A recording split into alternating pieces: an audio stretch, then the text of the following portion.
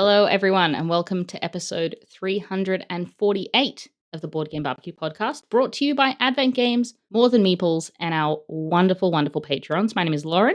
I will be your host, and I'm joined by the queens of the pod. Yeah. We've got Joe over in Melbourne. You've been doing some jet setting? Freshly back from Sydney. Made me appreciate Melbourne even more, but I had a lovely weekend in Sydney. It was great. Also got Dana. I'm out of my walker now. I had a bad back for about a month, and so I've graduated from the walking frame, and Nice. and I'm able to sit. So Just to the cane now, or what are we at? Well, I'm kind of hunched over, and I'm basically useless at More Than Meeples. Well, Dana, thankfully, not much movement going on here. Just pop a squat, tuck into some games. I've been playing actually more games this weekend than I've played in a really, really long time because I've had a little bit of a dry spell. But I did get to play a newly arrived Kickstarter, which was Clans of Caledonia, the big old box with the Industria expansion. Have either of you played Clans of Caledonia? Yeah, I've played it on BGA quite a bit back in the day. Oh, it's a euro. It's a euro. It's a euro. It's got sheep. It's got wood. It's just Eurotastic. Is there cheese? There's cheese. I think I saw cheese pieces. There's cheese, bread, and whiskey. Oh. It is just carbs and dairy central. Really lovely game. Really, I think, classic Euro. The expansion adds some modules. It's lots of little plug and play things. The main one, which is the railway expansion, I've not played yet. But James and I got to play with just a few of the little bits and bobs of things that they add, which has been really, really nice. I did really enjoy it.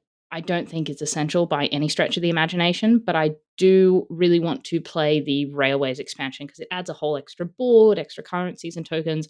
I don't even know what it involves, but it looks much more meaty, shall we say. But James hadn't played the base game before, so I figured I don't want him to smoke me in a game he's played with an expansion he's also not played. That's just like extra levels of embarrassing that I didn't really need for my weekend. So I just let him crush me in the regular version plus. Nice. Love that. It's a good game. It's have you played it, Dana? No, I have not. I find it really hard, but that's because I'm not very good at that. I feel like it's a game where you need to like time when you buy things and when you sell things to make the most profit. And I'm just not very good at that timing in the game. But it's good fun. I really enjoyed it. So if you've got BGA, I'll give it a go on BGA. It's very good BGA mod, and I just found it really fun to play on there. One of the things the expansions add is extra clans, which is great. So your own little kind of fun little power asymmetric power you get to play with. Do you think in the 2-player version, the market manipulation is not nearly as important just because there's not as much going on in the market, which is maybe a gentler way to play? There are a few things that you can do or things the Industria adds to kind of increase that. But yeah, pleasant little time. Really like it. If you like Clans of Caledonia, Industria is just going to be more of the things that you already love, which is, I think, what an expansion should do. Sounds good. Love. Love, love, love. Love. Are you going to take this away from me, Dana? Did I say love to things? Actually, you should take it away. Oh, you probably don't know, but that is our thing in our family. We just literally say love randomly. Like when we're cooking and they're watching the telly, we just go, love. And love that. Yeah, that's great. Yeah. That's so awesome. It's very easy for me to sort of chime in and say that. Cute. Dana, you've been playing one game I've not heard of and another game that's quite a big event-style game normally, I thought. Well, which one's the one you haven't heard of? Jewel for Cardia? Yes. Oh, yeah. So this is a game from VR, I think, and it probably may have been taught at the Sydney Game Day. Maybe some volunteers taught it, but it was offered to us for the Brisbane Game Day. And I'm going to be teaching it on the game day on Saturday in Brisbane. It's actually a really lovely small box 2-player card game. It's a lane battler, which actually I've been talking about that a bit lately. But I've been playing with my daughter and we've played about 10 games and I haven't won a single one. She doesn't even play games, and it's even worse. She says, "I'm sorry, Mum, but I have no idea what I'm doing." And I still can't I still cannot beat her. So it's really frustrating that I just can't win. But it's a tiny little box. Look at it. It's tiny. You could fit it in your handbag or, I don't know, European carry-all or something like that. I don't carry a purse, for the record. I hate carrying bags. But it looks like it would fit in my back pocket or in my cargo pants. Yes, it does. It does. So you each have a 16 card deck. You both have the same cards, and each player shuffles their own deck, draws a hand of 5 cards, and then you choose a card to play and you play it face down, and then you both reveal each card. And out of the 2 cards, the higher value card will get a signet and win that encounter, and the lower card gets to do the action on the card. The game ends when someone has either run out of cards or has got 5 signets. The powers on the cards are actually really interesting. For example, like the surgeon will subtract 5 power from the next card played in your line, or it could have an ongoing effect. And sometimes you can add modifiers to cards. You can have ongoing effects that continue on. For example, ties, usually nobody wins, but you can have a card that says that on all future turns you win ties. But I haven't actually quite worked out what to do. And you'd think that if you've got the same deck of cards that you would end up just playing the same card, but it hasn't worked out like that at all. So it's incredibly thinky and a lot of game in this very small box. And each game only takes about 15 minutes. So it's perfect for a cafe or something like that. So I thought it was awesome. I'm glad you're talking about this because that is the most aggressively generic name for a game Yes. I've ever heard. It sounds like, you jumbled up a bunch of fantasy tropes and random words into a bag and you just pulled out a few and that was the name of the game. So I'm actually really excited that you talked about it because it's 100% a game I would have overlooked because of that. Well, I watched the Dice Tower review and they said, the first thing they said was, oh my God, the name of this game is just so bad. It doesn't, yeah, exactly. It doesn't draw you in at all. It's so bad.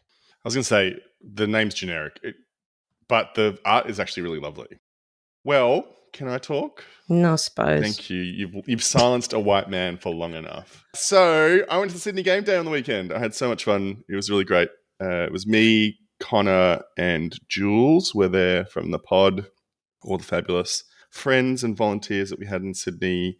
Good fun. Saw lots of fun games being played. There were a couple of epic games of Luthia being played, and they had like everything done. They had like the play the mat tower, and the I don't know. yeah, Didn't see the tower. They may have been scared to bring it to the game day potentially, but they may have had it in their bag. But that was definitely happening. So it was just really fun. It had been a while since I've been at a game day because it's been a while since we've had a Melbourne game day, and it was just nice to be in that environment. And just wanted to say a massive thank you to our volunteers and the people who come along and make it such a lovely day. It was just really fun. I had so much fun. There's a few games I'll talk about that I played at the game day that really tickled me for sure.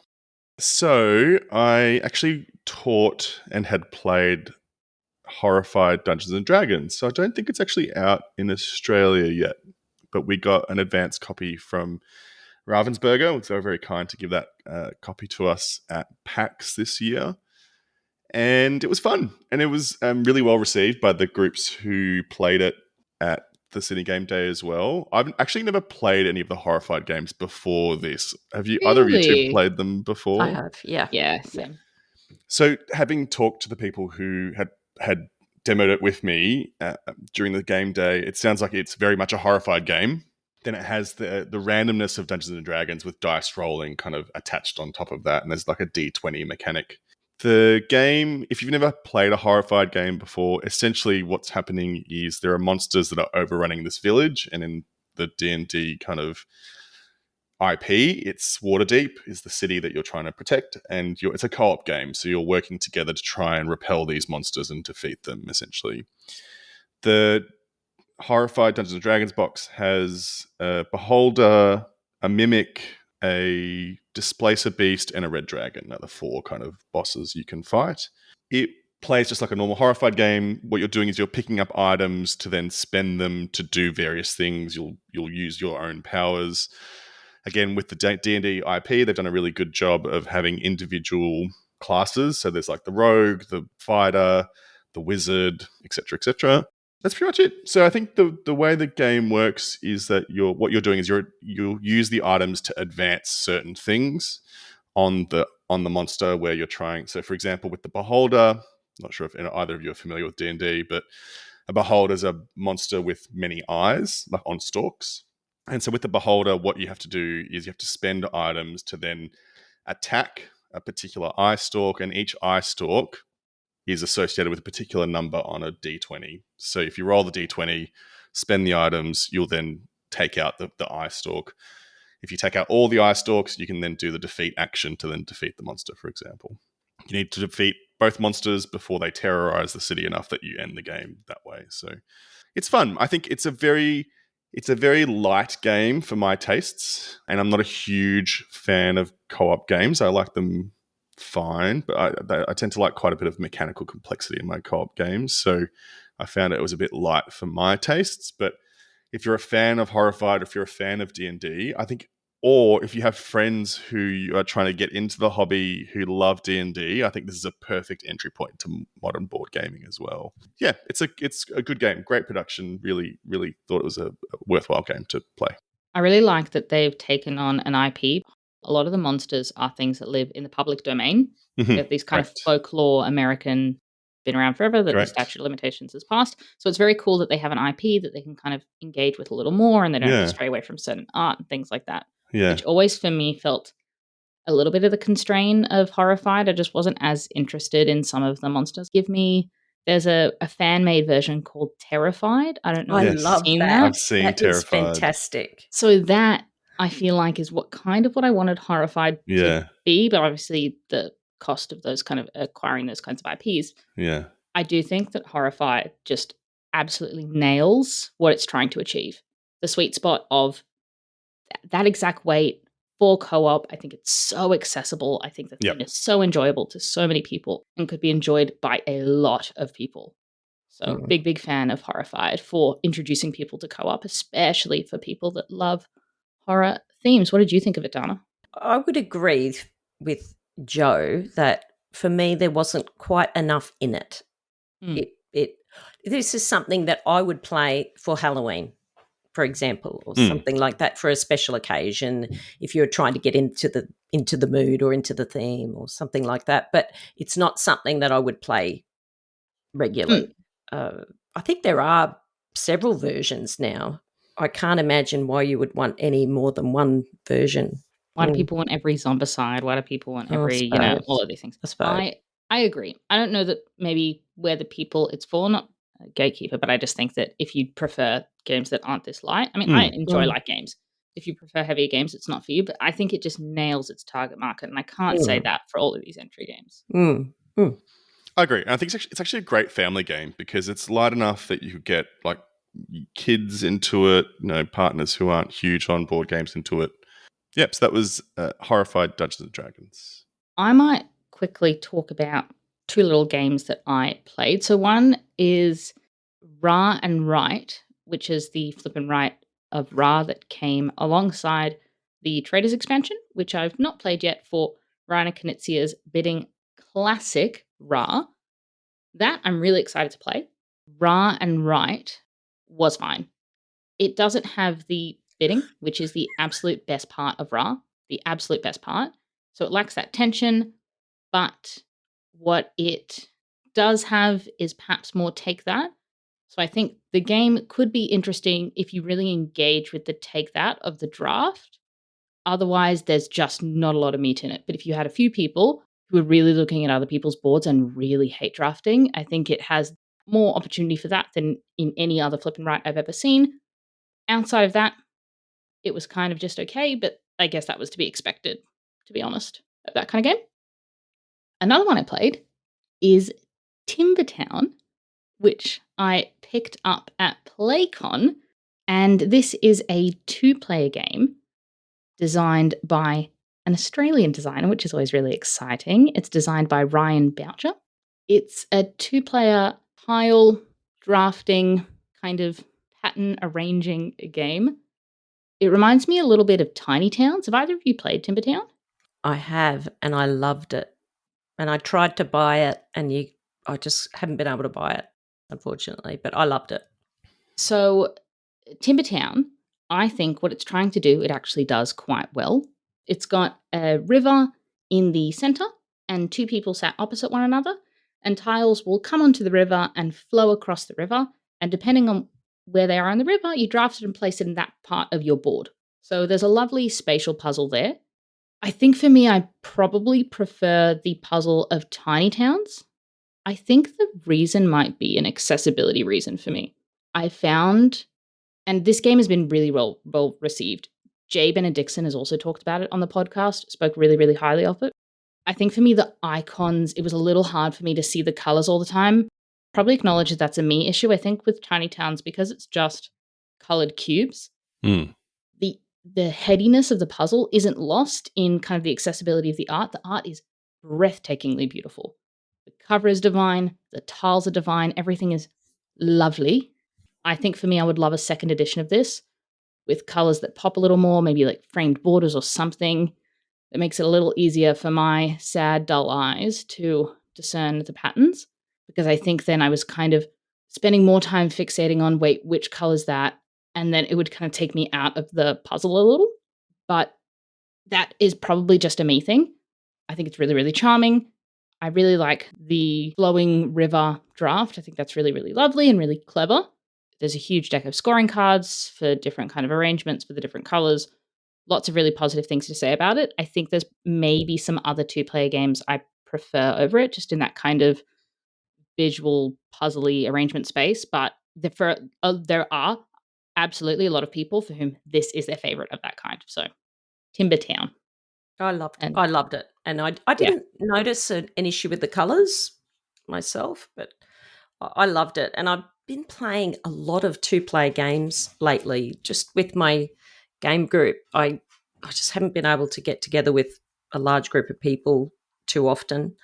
And funnily enough, my middle daughter has started asking to play games. So the prospect of having something nice like this Timber Town would be great.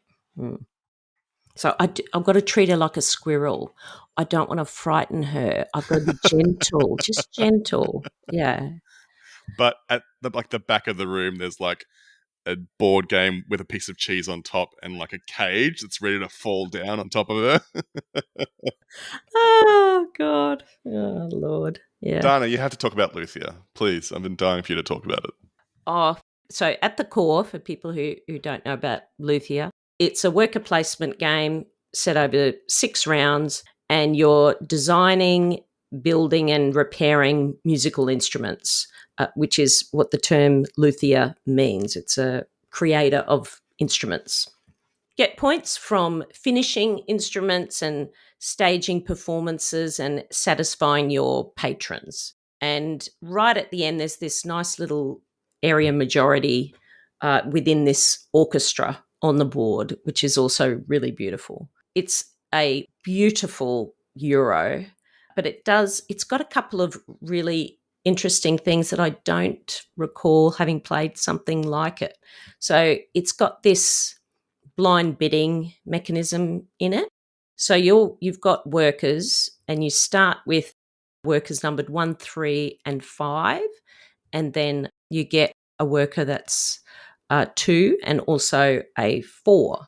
And when an action resolves, so you put your worker face down onto a particular spot, and once everybody has placed all their workers, there's this interesting turn order. So if you're first in turn order, you get to nominate which area on the board you want to activate first.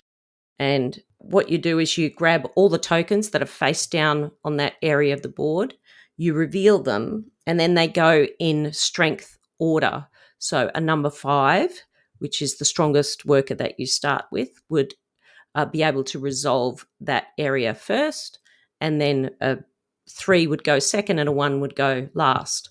It's very, very interesting with these two aspects, because sometimes someone who's first in turn order might activate an area which you were hoping would be activated second, and it ends up being activated first, and then you are trying to do something which you didn't realize that you would have to do at that time, and you really have to try and pivot and try and make the best of it.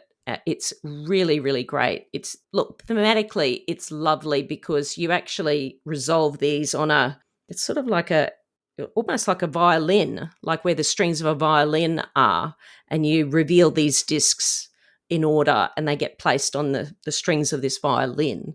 And I was playing this game with Haig, and he made a point of teaching the game using the baton that a conductor would use.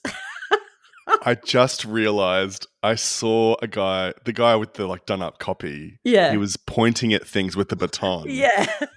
I didn't realize it was part of the deluxe copy because I just assumed, wow, this dude has brought a baton to teach the game. That's impressive.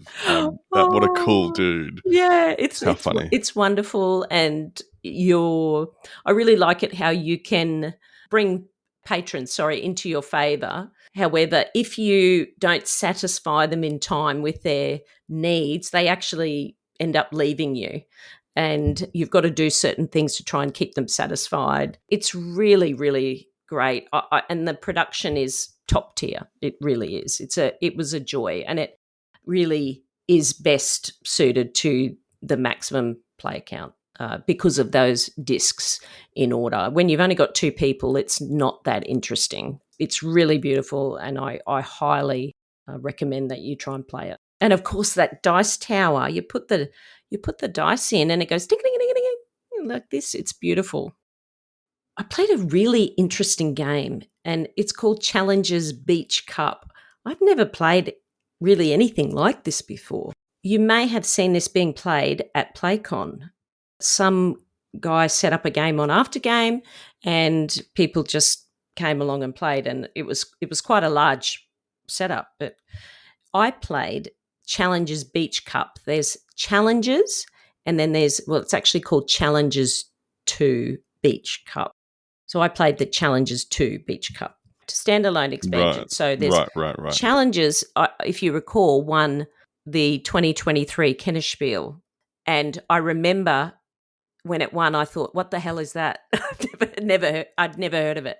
This is a deck building tournament game. It's perfectly suited to a convention of some sort. Yeah, it would be awesome at PlayCon. And so one box plays up to 8 players, and you play in pairs. You can play with one person who's the odd one out, and you play with like an automa, but I don't think it's great.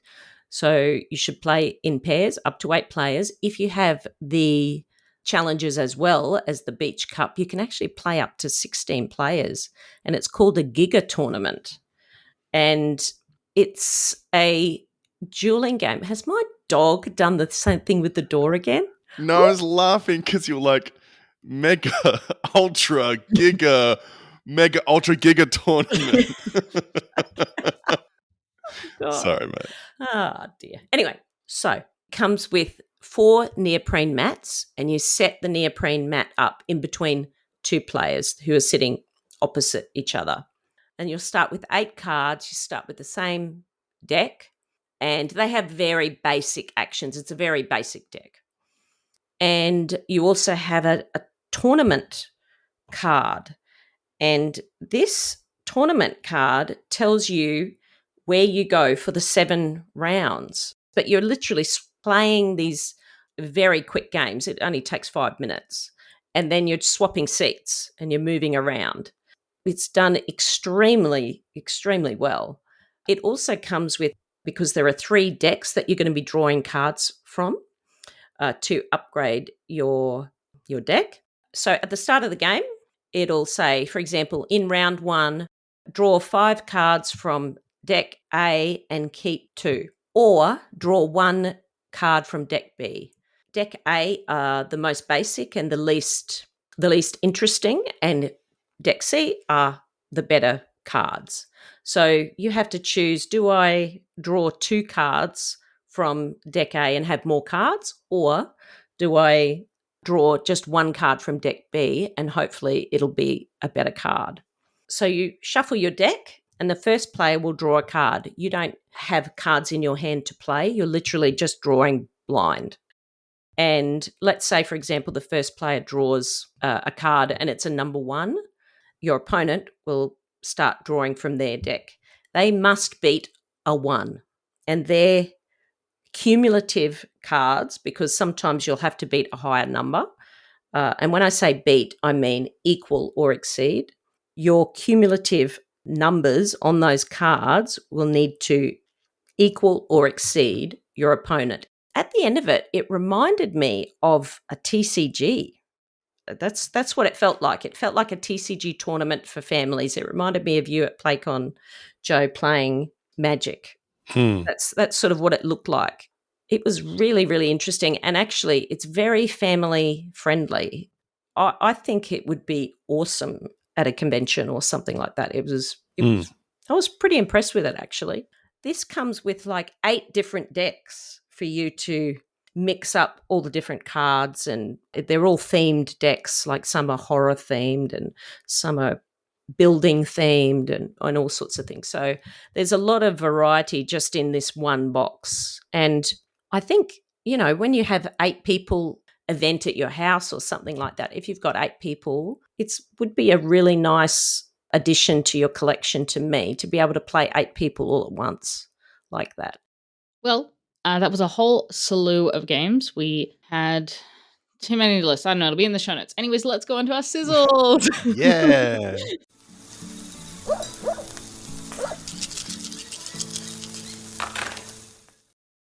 Joe, you've been playing some gorgeous little games. Yeah, so I'm going to talk about, I've got 2 sizzles because they're 2 small box card games that David Rojas from our Sydney community, who also has been a volunteer for us at PlayCon, and I think at the Sydney Game Days as well,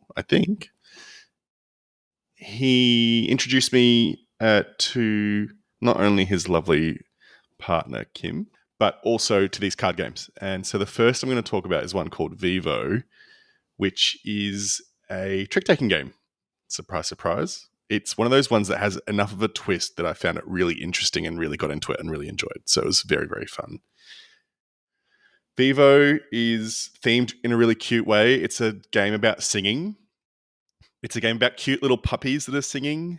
And so on the cards, there's like different dogs singing in like there's like a dog that looks like Pavarotti. It's just extremely cute. The art is extremely cute. The art is by Sai Beppu, which, if you know, they do very cute art. I highly recommend you have a look on BGG if you're listening right now. The conceit of the game is it's about the trick taking. A part of it is you're singing songs. You're kind of placing your cards down, which represent a dog that's singing. And each trick, there's a particular rule about what's allowed to be played. And because it's themed around singing, the rules are badged as a solo, a duet, a trio, or a quartet. The simplest form is the solo. And what that means is that everyone must play on suit with the trick. So the first person who plays the first card can choose the suit, and then everyone must follow. If you play a suit that isn't the lead suit, then you basically can't score that round or that trick. What then happens is whoever has the highest number card will win the trick, and they'll get 2 points. They'll turn their card over face down in front of them.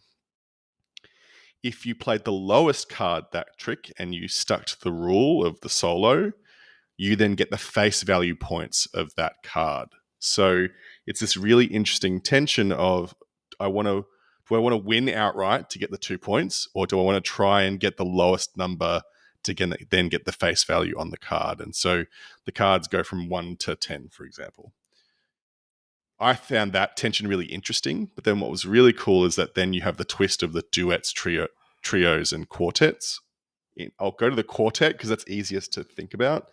In the quartet, everyone must play different suits. So we played 4-player games. So every player who's playing into the trick must play a different suit to be qualified to win.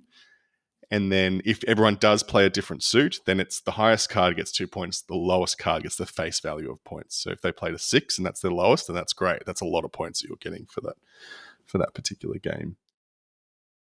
Really cool. And then if you don't do the quartet, so the thing that was cool about it is that the first 2 players in the trick often are then dictating what the last 2 players are doing, because you're kind of setting up to say, well, I'm playing this color, then that you can like snooker people into not be able to score if you know what they're out short suited on, for example. The duet and the trio are very similar in that you can only have 2 different suits or 3 different suits in that particular trick. And again, you can really snooker people and really kind of corner them based on what you're playing.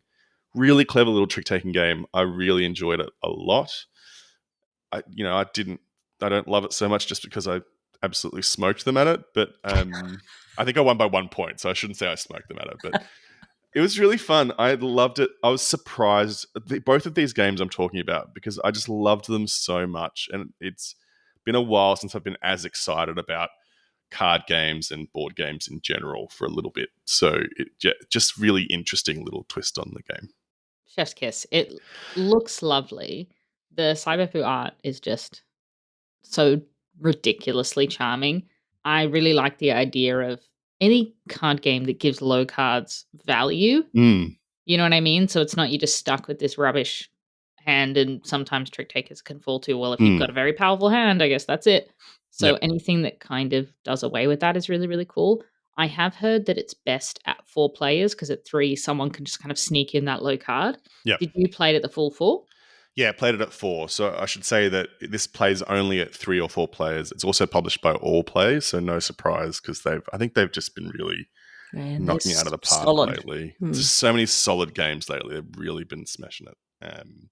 Yeah, we played it at 4. It was really fun at 4. It'd be interesting to see what it's like at 3, but at 4 it was extremely, extremely fun. Sounds awesome. Highly recommend. Check it out. It's very good. The other game I wanted to talk about is Panda Panda. Also really surprised. Also very charming art. If you would have told me about it, I would have said, sounds boring. No, thank you. But actually really fun as well. It is a game where essentially it's a hand management game, essentially. So what you're trying to do is there's a deck of cards that has the letters A through to G. And then each letter has a different frequency in the deck. So, for example, letter A, there's 10 cards in the deck. Letter C, there's 5 cards. Letter F, there's 2 cards. Letter G, there's 1 card. So it just gets less and less as the letters go on. And what you're trying to do is you're trying to have a hand of a particular combination of letters where it hasn't changed. So you succeed in collecting, for example, one of the example things is if you have 7 cards in your hand, you're aiming for 4 A's and 3 B's in your hand. If you have 4 A's and 3 B's by the time your turn comes back to you, then you win. And so as soon as someone has won twice in that way, then they win the game completely.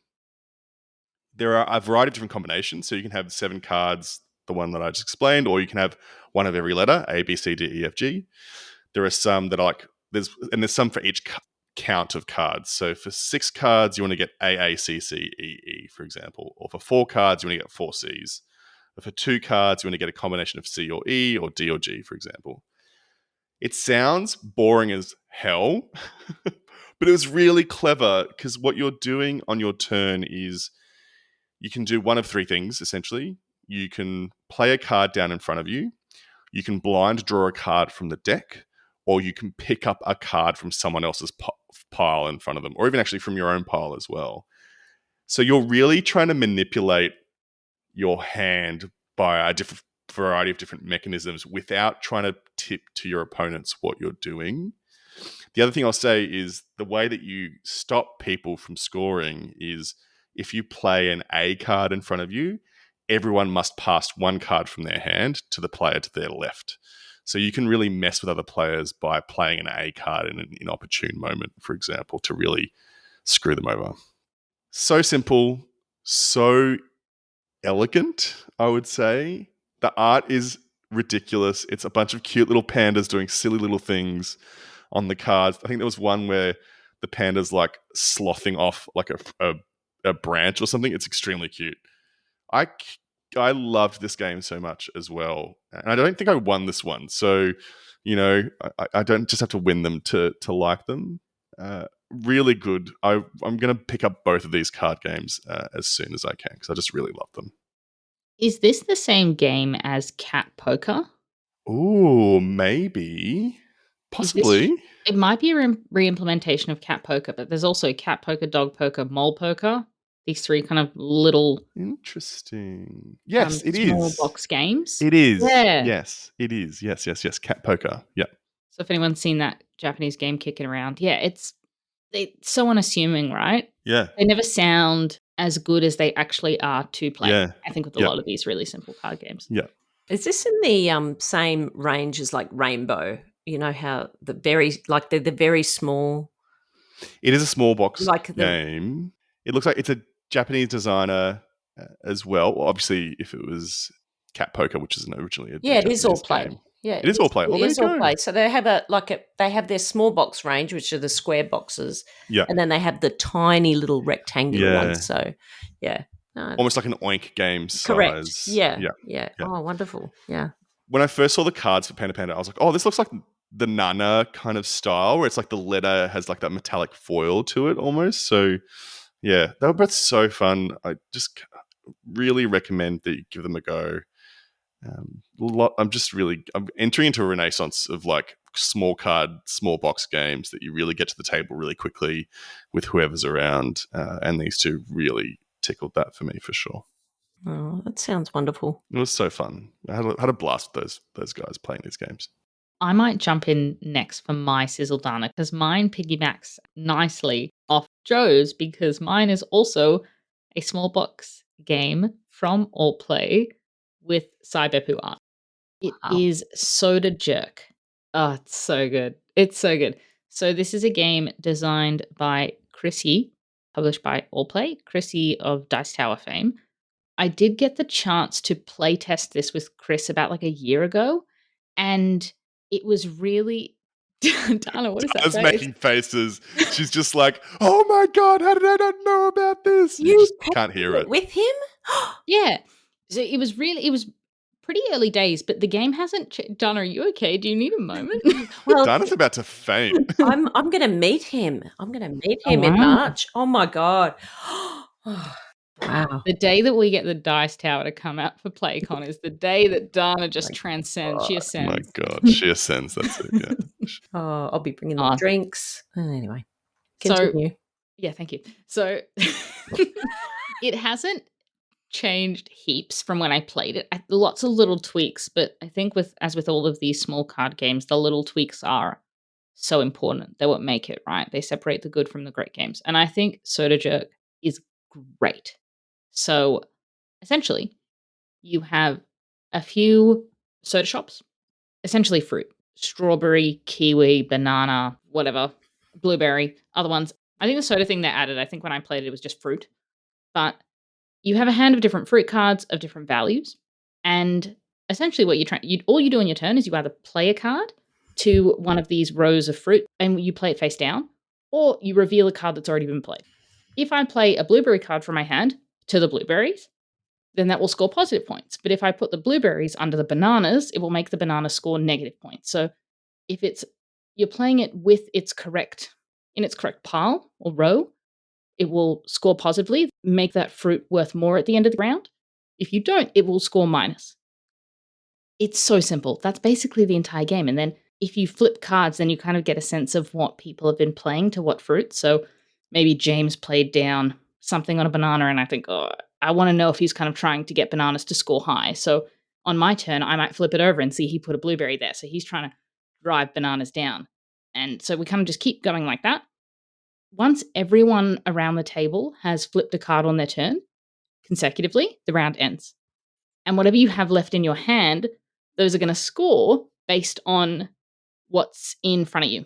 So you work out how much each fruit is worth. And if I've got 4 bananas in my hand and the bananas have scored -3 because people have been taking it with off-suit fruits, then all of a sudden I've got -12 points in my hand. That's the whole game. There's also these cards that kind of make it a switcheroo. So you switch the positive sign of the score to the minus sign. And each of the different flavors also have kind of special abilities that you can play with for a slightly more complex game. That's it. The whole game is about psyching people out, the mental games, trying to work out what other people are trying to get to score high and tanking it, but also getting your stuff to score high. So I want to put my blueberries down as blueberries to get it to score, but then it's less blueberries in my hand that are going to score high. It's amazing. It's just delicious. Joe, what did you think of it? I actually haven't played it. I was thinking of the Soda Caps game, I think, with the different game. I've pre-ordered this. That's why I thought I'd played it before. Joe, I you will love can't wait it. to play it. You will love it. It looks so good. The art is actually, I think that out of the 3, Vivo, Panda Panda, and Soda Jerk, I think the art of Soda Jerk is really, really lovely. So exceptionally charming. It's the 2-player game has those kind of more the reversal cards that you kind of get back every round. So you can flip the signs to positive and negative. I don't know that exists in 3 and 4 player games. But you really need to play it at the higher player counts because you need lots of that interaction, trying to work out what people are trying to play. It's so quick. It's so fun. And it's the kind of design that makes you think, how did no one think of this before? How does this game not already exist? That's how so wonderfully simple it is, but how brilliant and just fun. It's just fun. Yeah, I can't wait to play it. I'm so keen. I saw this for pre-order from Advent. And I pre-ordered it from Advent. Yeah. You can buy it from All Play directly, which is where I bought it. Oh, cool. Oh, okay. And Vivo. And it came really quick. Yeah, nice. No issues with customer service. So to definitely recommend that for our fellow Aussies. Oh, God. Purchase. But you got 3 to buy, Dana. You got 3 now to buy. Oh, God. Yeah. Okay. My one gripe is that sleeved cards don't fit in the box. I actually am wondering if this was a mistake because the sleeved cards fit in the lid, but not in the box bit. So I'm wondering if they accidentally, I don't know.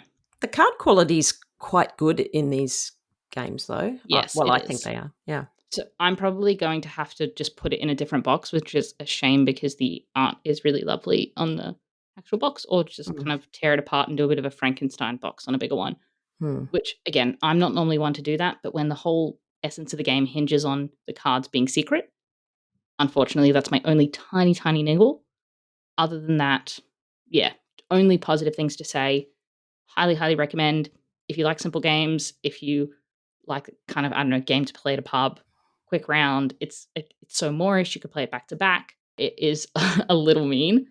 It is kind of a lot of rag on one person, right? As soon as you know that someone's trying to score bananas, then everyone starts tanking bananas, and then they're trying to offload the bananas from their hand all of a sudden because now it's tanking. But yeah, it's just really, really fun and silly and just mind games distilled. Ugh, delicious. Delicious. Perfect. That is Soda Jerk. Absolutely stellar first design from Chris Yee. Dana, how does Lauren have a direct line to ChrisEe and you don't? I know. What's up with that? How did you even get that? Like, how did you get that gig? I'm not saying that you're not worthy, but whoa! I'm not saying, but I'm not saying how did a person like you get that? But I'm just, I'm just curious how you did it. But you just keep saying it. That's all. It's because the Jews control Hollywood, Donna. That's.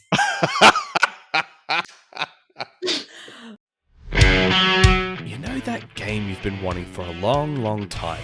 The one that's been on your wish list for ages? Yeah, that one. The one you've been adding to your cart and taking off again, umming and ahhing about whether you should get it or not? Well, I'm here to push you over the edge and say go to adventgames.com and add that to your cart right now. I bet you that Dean has a great price on it, he's got great customer service, flat rate shipping, and there's so many other goodies to explore on the website. Wonderful categories all organised to pick the exact game that's right for you and the group that you play with. So head over now, don't hesitate, to adventgames.com.au and add that game to your cart now. Dana, do you want to send us home with your sizzle? I think you're going to now, coming after these like really beautiful, fun games, and I'm talking about a Euro, people are going to switch off. Anyway, I'm talking about Pirates of Maracaibo or Maracaibo. I keep saying Maracaibo all the time. I can't. It's terrible. You're going to be careful. People think you're an idiot like Connor. Love you, Con. Yeah. So Pirates of Maracaibo is a standalone sequel to Maracaibo. I have not played Maracaibo, so I can't do a comparison. I've only played Pirates of Maracaibo. So your pirates sailing towards the city of Maracaibo. Nailed it.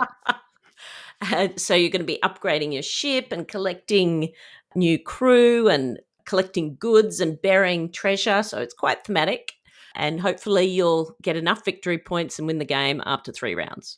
So what you're going to do is on your turn, you are going to be moving your ship. That's the first thing you'll do. And the board is not a board.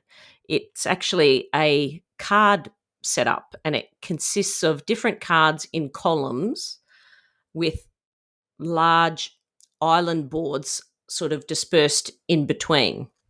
The cards are the things that you're going to be interacting with as you move throughout the board.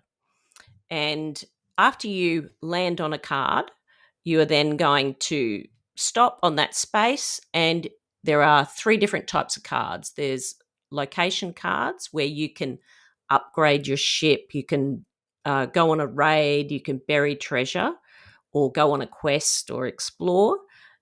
There are development cards, and you can buy those cards and add them to your tableau, and that will help you to increase your income at the end of the round. Or there's also a victory point, income of victory points as well. Then there are also residences that you can buy, and these are very expensive cards, but they will give you really big points at the end of the game. So as people are traveling on the map, you are then going to be buying cards, and new cards are going to be added. Each of the large islands in the game are markets, and they represent the 3 resources or jewels or treasure in the game.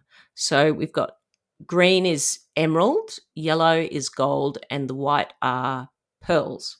And so the number of cubes that are on these islands will represent how many points these cubes in your stash will be at the end of the game. So as you're going to be traveling through the map, you're actually going to be trying to increase the value. And when you land on these locations, you're going to be trying to add cubes based on what you have in your stash and what you have buried. Players are then, you can also, when you go on a raid, for example, you get to roll 3 dice, and there's a green, yellow, and white die, and each of those is attached to a particular type of treasure. And then you can pick one of those dice and you can spend that. There's a particular market where you can spend that on victory points, money, or you can get treasure.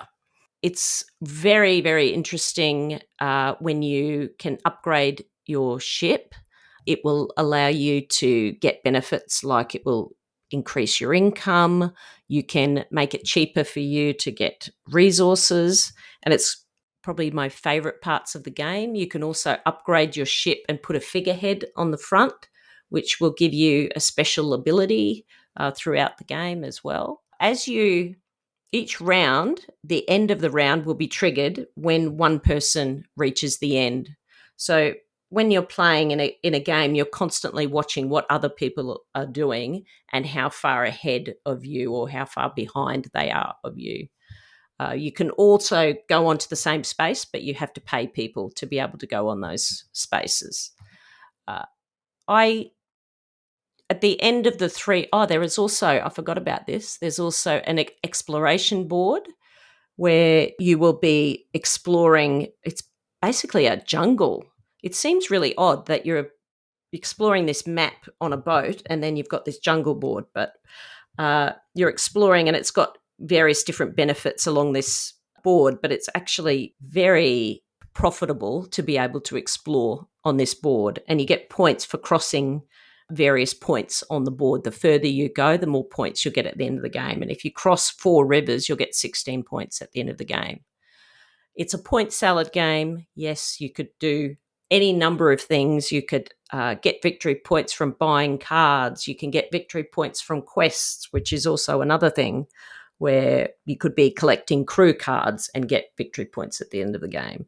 You could be exploring to get victory points. So it is definitely a point salad game, and point salad games to me are probably something that I love the most about a Euro. I love being able to try one particular strategy and then the next time try something completely different and still be competitive. And to me, that this game is a very accessible Euro. From what I've read of Maracaibo, it's a little bit heavier, and this is a lighter version of that. And I didn't find it terribly difficult to learn. I felt that it played very smoothly. I thought the iconography was fairly self-explanatory. I love the variety of the setup that when the cards come out, as you set up these columns of cards on the map, that it changes things every time you play it. The theme is integrated very well with the ship, I think, and burying treasure, I thought was very piratey, if that's a word. I thought as well that you get quite a bit in the box because there are modules. Now, this is not hugely interactive. Other than landing on a space where someone else is and paying them money, it's not terribly interactive, which I like. But you can add a module, which means that you do interact more with people. And when you land on the same space as someone else, you actually have a battle. So you can add a module like that. There are also some other modules. There's one called the Fog of War, where with the map, cards are not revealed until someone lands on them. So sometimes you could be traveling to one, obviously a place, and you actually don't know what the card is until you actually land on it. So that sort of changes things up a little bit. There's also a Ruby expansion as well, which I haven't explored. And there's also another one called a retirement expansion.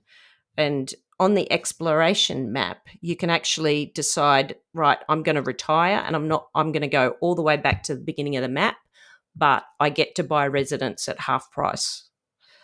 So that's quite an interesting module as well. So there's a lot in the game, but what do I like about this game? Probably more that it's very accessible, it's medium weight, and I think the theme is on point. And I thought it was a very, very good game. So, yeah, I don't know if any of you have played Maracaibo or Maracaibo. I have played Maracaibo. I've not played this. It looks to be quite different. Maracaibo's got very bitsy. There's a lot going on. It's, as I said, it's thought to be a simpler, faster version of Maracaibo.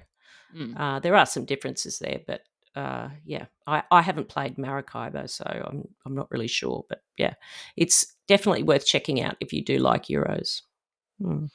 I agree with you about the point salad thing, Dana. I like point salads too, in that I like that you can carve with a good point salad Euro, you can carve your path with a particular strategy and go with it.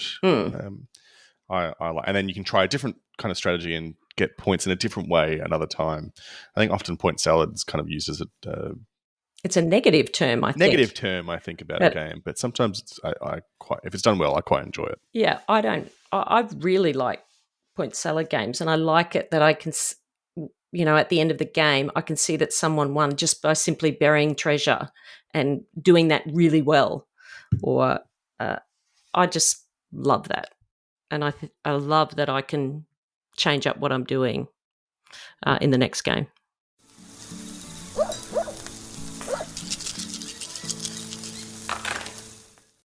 So, some quick news and announcements.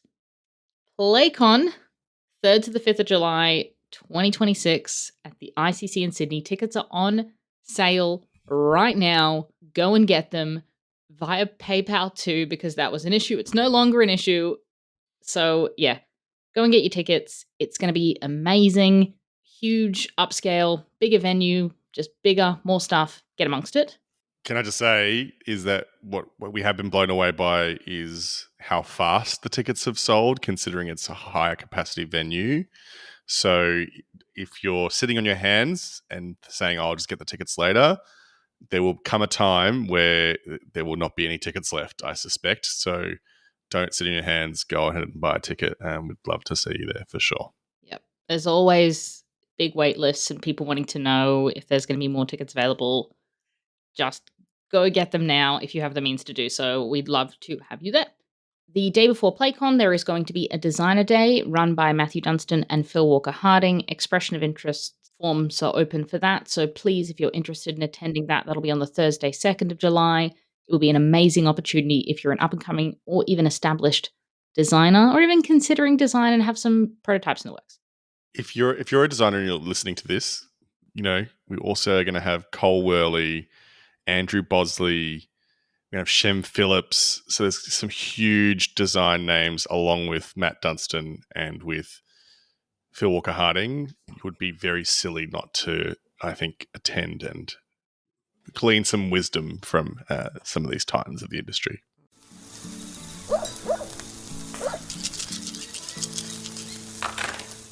So, question of the pod. Last pod's question was, which game rule have you been playing incorrectly? Oh boy. Oh boy. Oh boy, oh boy. Dana, do you want to hit us off with some of the responses? From Facebook, we had Robert Jackson. For a long time, we only had one face-up card in Ticket to Ride. That would have been really hard. Like one card? Yeah, Jesus. Yeah, Nightmare. I don't know how that would have gone. Anyway, my copy, an anniversary edition no less, never actually mentions that you are supposed to have 5. I think you're supposed to infer it from the picture. I don't think I would have enjoyed that game if that would be the case. From Instagram, our board game table says you actually have to pay for stations in Ticket to Ride Europe, apparently. And KLB Cub, most recently, Nemesis Retaliation. There have been a few niche rules that we'd gotten slightly wrong, which made a hard game even harder. Even still, that didn't stop us from having an absolute blast as our hopes were crushed and we were picked off one by one. And from Discord, we had Tom H say that they had got the rules wrong for My Gold Mine. So the game I got the rules wrong for until recently is My Gold Mine would play the first 2 rounds handing out the little nugget pieces for first and second place and be totally confused why there weren't enough for the final round, as I thought the winner was the one with the most physical nugget pieces. In that game, it turns out what happens is that you collect nugget pieces at the start, and then in the last round, you just count the nuggets on the actual cards themselves. Just goes to show that you should actually read the rulebook properly instead of skimming over it, I suppose. And we also had Jonathan from our Discord who said, I think I shared before that I got wrong how resources worked in Marvel Champions, and I thought the aspect symbols on the cards were for the resources and was so confused why each card was only worth 1 resource. Needless to say, I ended up spending more cards than needed. Jonathan also said, recently I must apologize to Mark, Connor, and possibly Carl K, who he taught Revolve to. The rule they initially explained wrong or forgot about was taking cards from the table into your hand, and I believe I still even forgot about the rules for adding a card to someone else's tableau and the rule about rotating all cards in hand. We still had about 90% of the game correct, enough to play and get through the game properly with its interesting shedding wrinkles. I've definitely goofed some teachers before, probably more than I can remember. I think for me, the one that I remember is Quacks. And in Quacks, you're only supposed to buy two chips. And with 20 to spend or whatever, I just thought you could just buy as many as you want, sort of thing. So, yeah, I do. That would have been a hefty bag you were It pulling was from. a big, chunky bag. So, yes. Right. Yeah. I do remember that.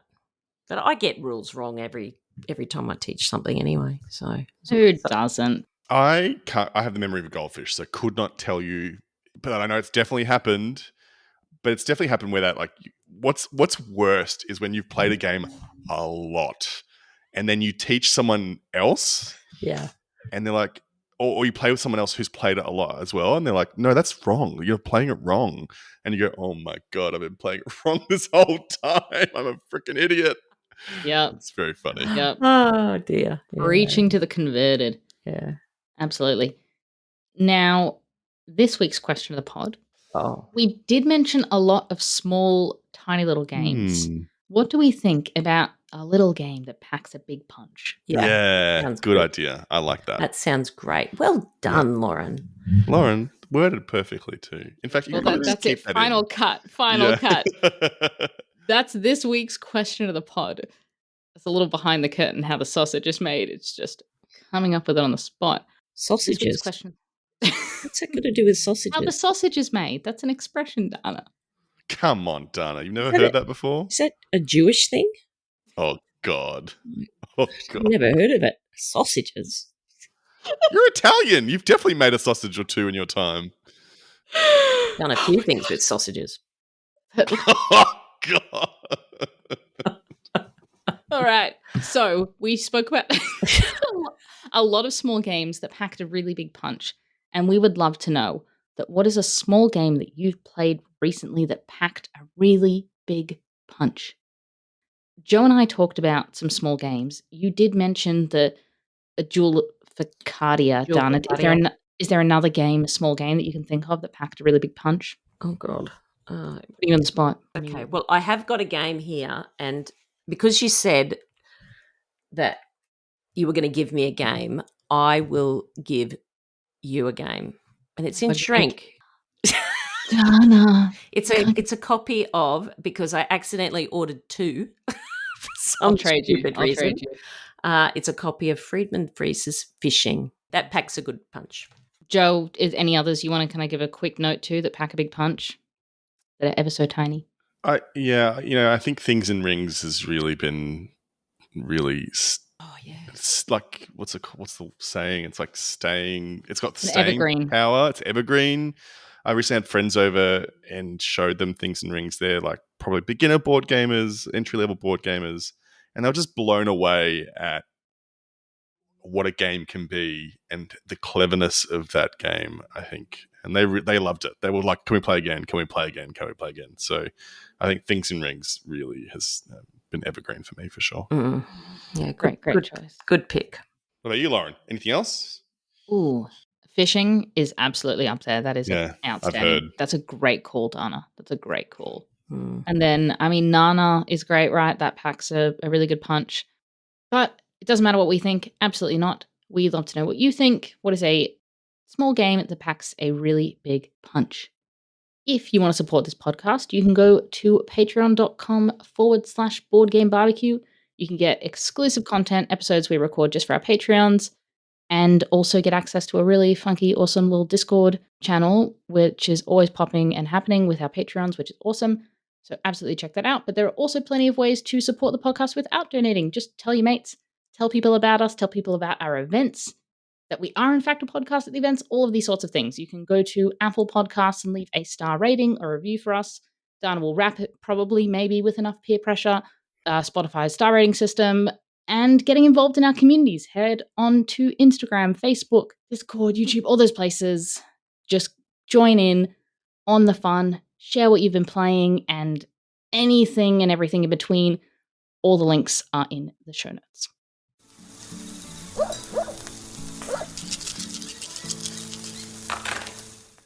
Final section. Rounding us off, what has got us fired up? Dana. That's not the one. That's not the sound. I'm sorry. That's not it. It's like clearing phlegm. Yeah, Yeah, oh my God. That's terrible. Terrible. Terrible. So I'll start us off. What's got me fired up? NBA season is back in full force, so I am right back to not getting anything done after work other than watching my wonderful Timberwolves get absolutely demolished and just it being soul crushing. But love when basketball season is back on. Also makes me want to go out and play more, which is really awesome. And Stranger Things 5, which I am super, super hyped for. Yes. The first part of it is coming out the end of November. And then I think it's Christmas Day and New Year's is the finale. I just, what a 12 years it has been, but final installment coming up. They've aged out of those roles, but it doesn't matter because it's going to be incredible. The Duffer Brothers just hit it out of the park every single time. They also hate each other, don't they? There hasn't been all these like things in the news about them. That's rubbish. Oh, are you not talking? Are you talking about the cast? Yes. No, they were all like they had the premiere and they were all hugging each other and That's all sorts of fake, Dana. things. Come It on. is, Anyway, it's the show will be rubbish. good. The show will be great.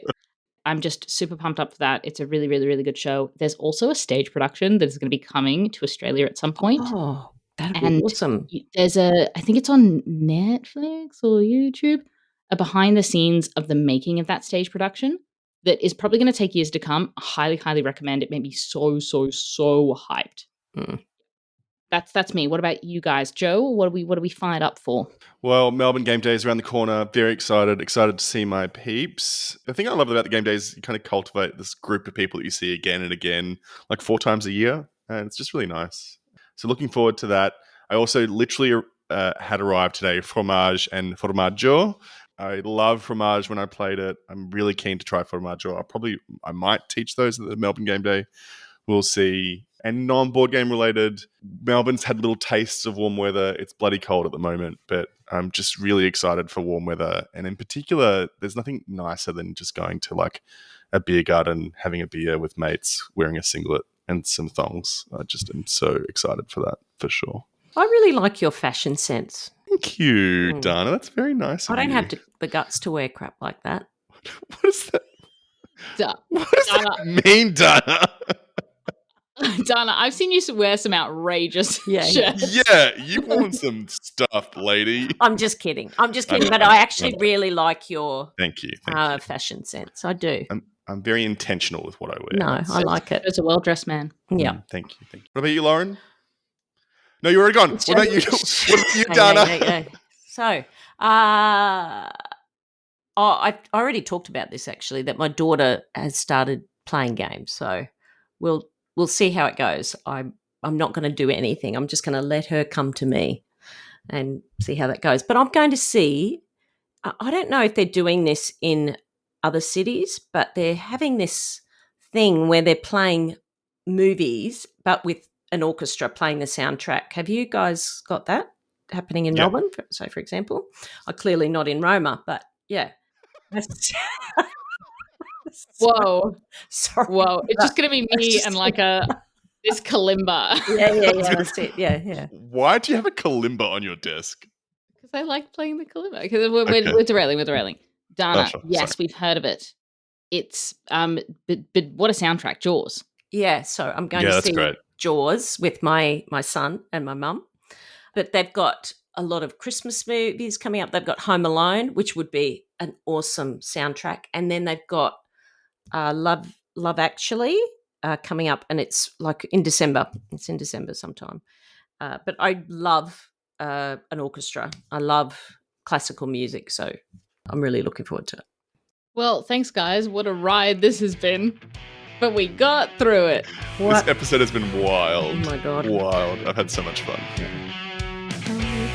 Bye. Bye.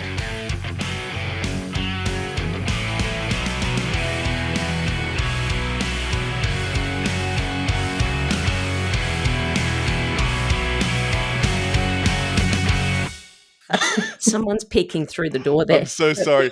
That looks so creepy because it just opened. It just opened by itself. Sorry. I'm so sorry. I'm so sorry, Dana. No. That's the door behind me. That's my dog. It's just come in. Have you seen the movie Paranormal Activity? Where everything's just suggested. Yeah. I was like, we're about to live stream Dana's death. This is about to.